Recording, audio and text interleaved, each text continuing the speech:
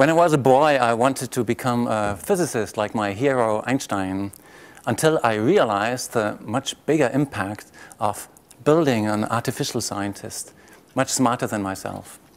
My colleagues say that should be easy.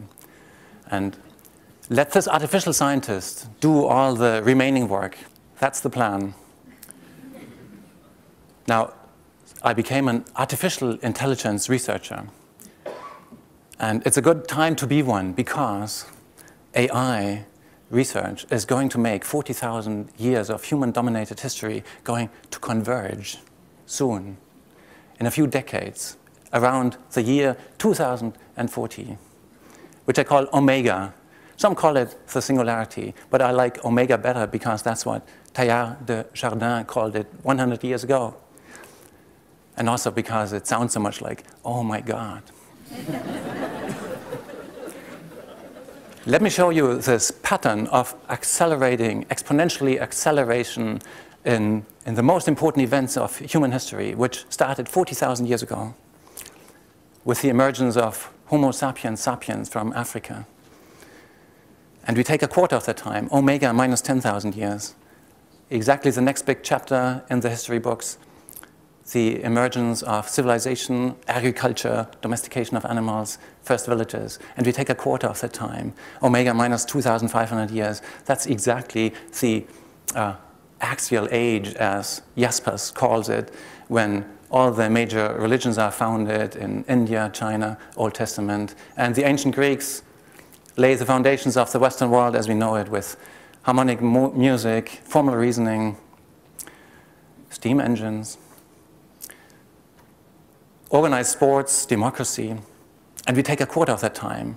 And that's exactly the next big advance, Omega minus roughly 600 years, the Renaissance, the beginnings of the scientific revolution, the invention of the printing press, often called the most important invention of the past 1,000 years. And the exploration of the world, first through Chinese explorers and then through Europeans such as Columbus. Of course, Columbus was not the first to discover America, but he did not become famous because he was the first to discover America. No, he became famous because he was the last to discover America. And we take a quarter of that time, Omega minus roughly 2 human lifetimes. That's the late 19th century. That's when the modern world, as we know it, emerges, and many of the big companies that still exist today were founded. Electricity for all, combustion engines and cars invented. Einstein was born. And the biggest event of them all, the beginnings of the population explosion from 1 billion to soon 10 billion through fertilizer and then artificial fertilizer. And we take a quarter of that time, Omega minus half a human lifetime. That's the year 2000, with the emerging digital nervous system covering the world, the World Wide Web, cell phones for everybody. Information processing revolution. And we take a quarter of that time, Omega minus 10 years. Now that's in the future. And many have noticed that it's really difficult to predict the future. Many learned that the hard way, including myself and the guy who is responsible for my investments.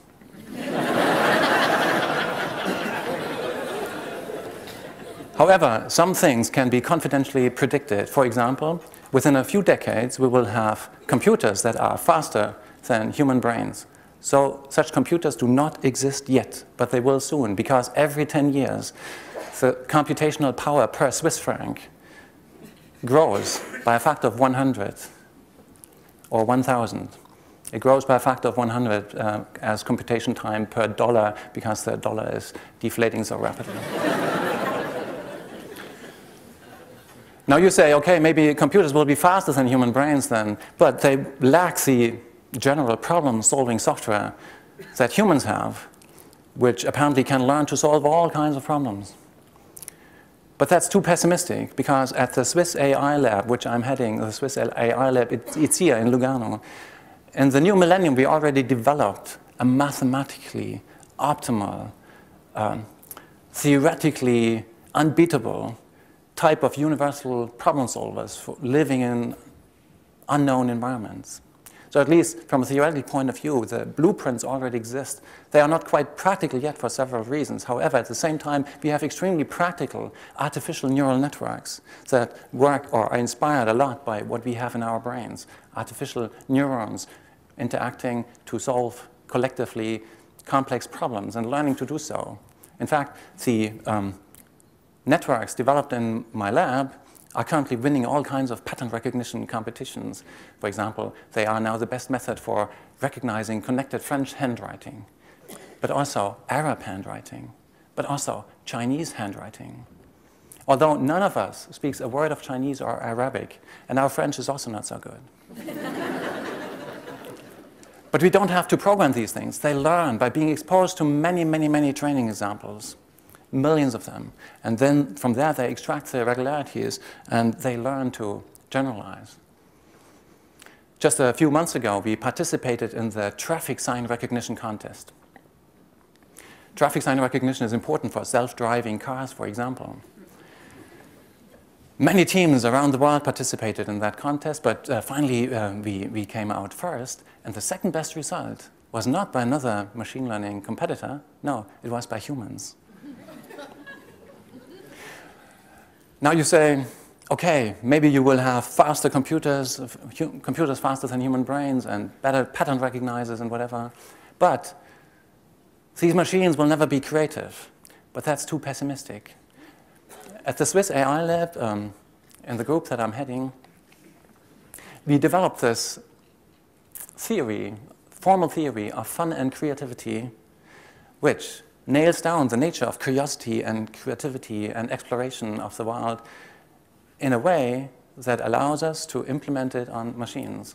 We now have a few case studies of that running, but this is going to accelerate extremely, I think.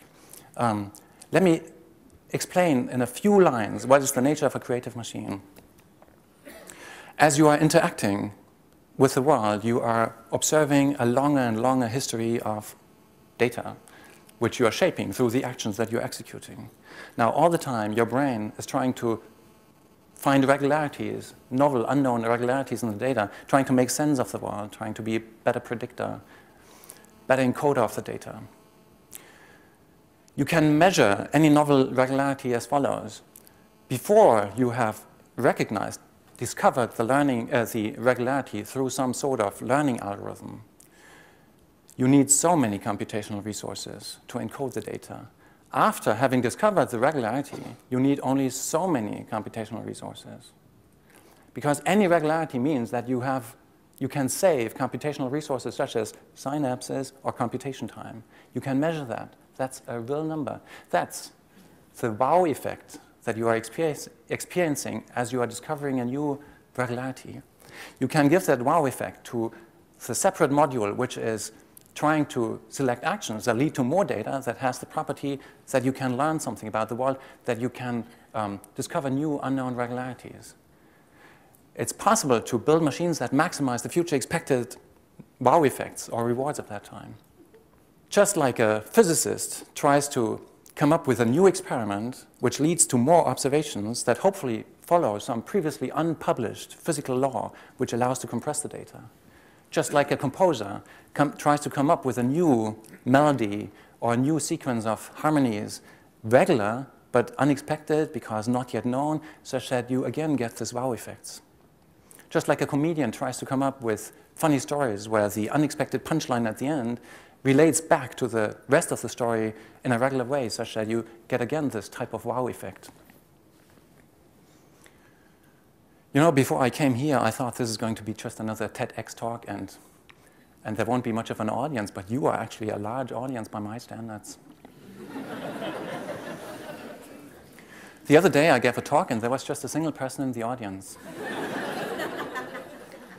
A young lady. I said, "Young lady, it's very embarrassing, but apparently I'm going to give this talk just to you." And she said, "Okay, but please hurry. I got to clean up here."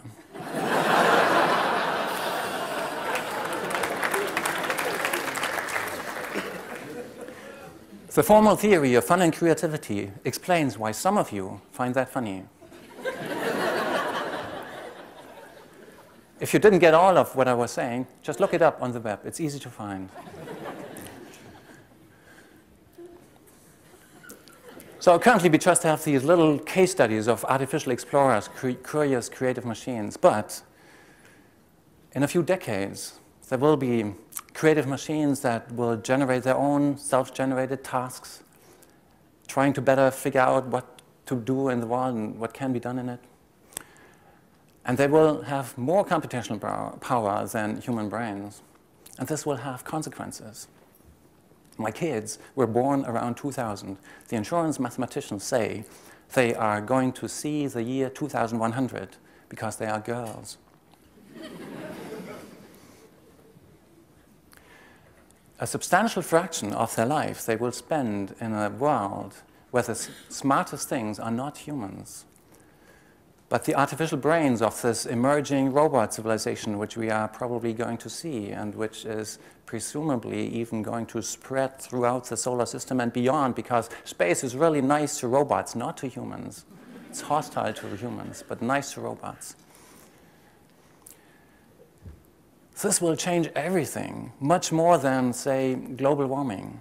But almost no politician is aware of this thing which is happening before our eyes. It is a little bit like the water lilies in the pond, where every single day there are twice as many water lilies as on the day before. But nobody notices it until just a few days before the pond is full. My final advice here is, don't think of us versus them, us the humans versus these future super robots. Think of yourself and of humanity in general as a small stepping stone, not the last one, on the path of the universe towards more and more unfathomable complexity. Be content with that little role in the grand scheme of things. I wish to thank the organizers for doing a great job and for the check which I'm going to spend on my kids. I wish to thank my mom and my dad, without whom all of this would not have been possible. I wish to thank my kids, without whom all of this would not have been necessary.